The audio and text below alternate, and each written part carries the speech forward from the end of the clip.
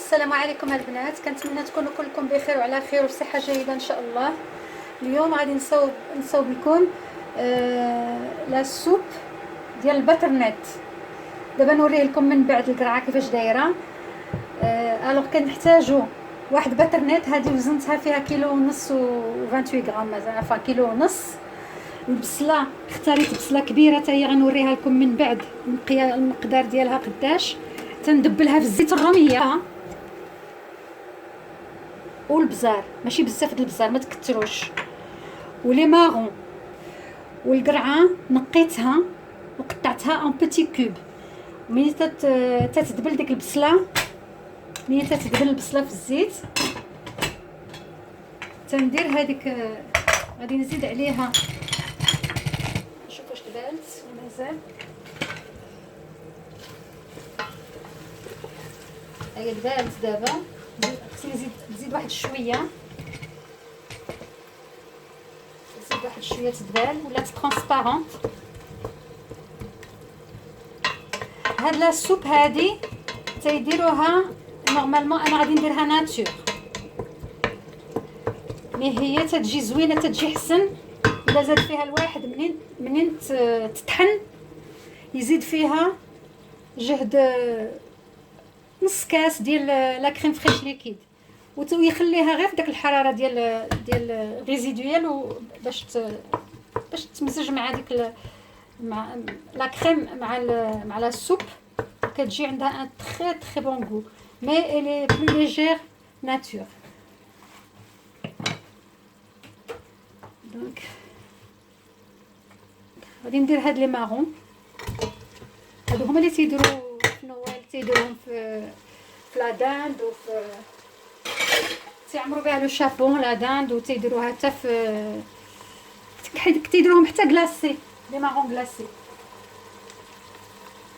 دونك غادي نزيد عليهم دابا القرعه،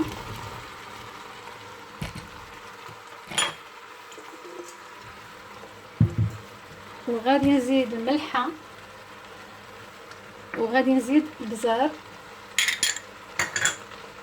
وغادي ندير الماء طايب جوست او نيفو ديال القرعه باش ما تجيش ميته بزاف، وما خصهاش نون بلي تجينا بحال اون بوري. دابا غادي نسد عليها باش طيب.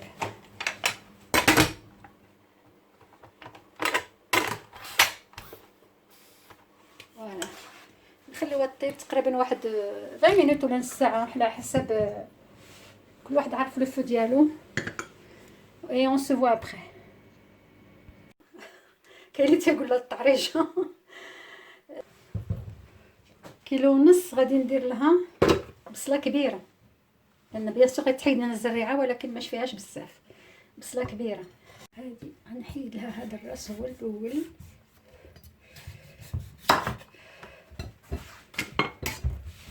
ابخي نقسمها على النص، لان هذا النص التحتاني هو اللي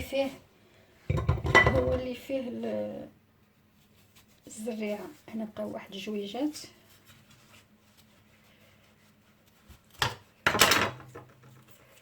فوالا فوالا.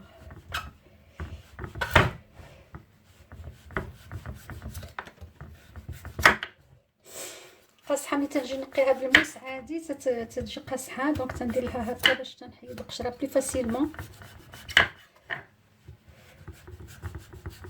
كنبقى على هذا الشكل هذا حتى تنقيها كامله.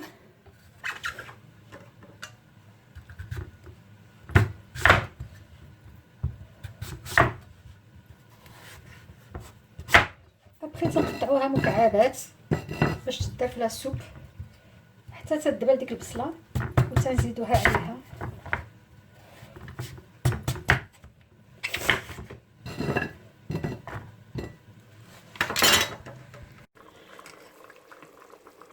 فوالا البنات، القرعه باترنيت بلي مارون هي طابت.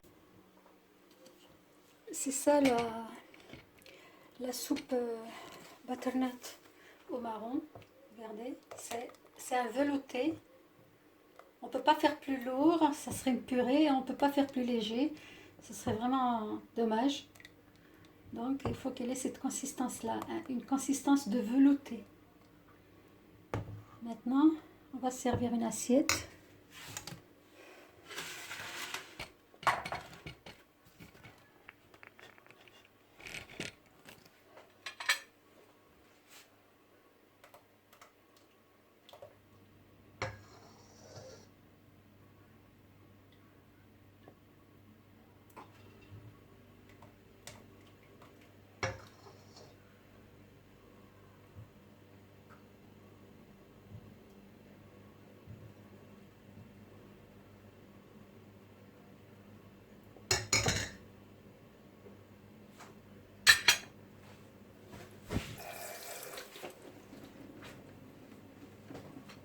Alors, je vous disais que on la prend comme ça et on la prend aussi en mettant un peu de crème fraîche liquide, légère, là-dedans et on mélange et après on laisse un peu agir dans la chaleur et on se sert. Elle a meilleur goût avec la crème, mais elle est plus saine comme ça.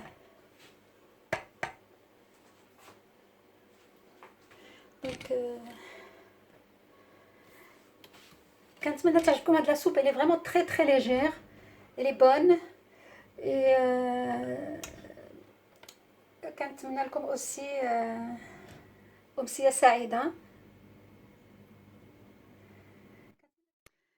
Je vous explique la différence entre la châtaigne et le marron.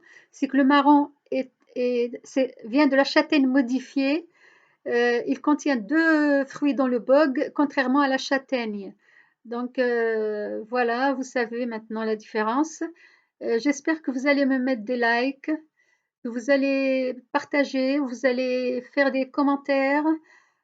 Sur ce, je vous souhaite une très très bonne soirée et أمسية سعيدة إن شاء الله بإذن الله.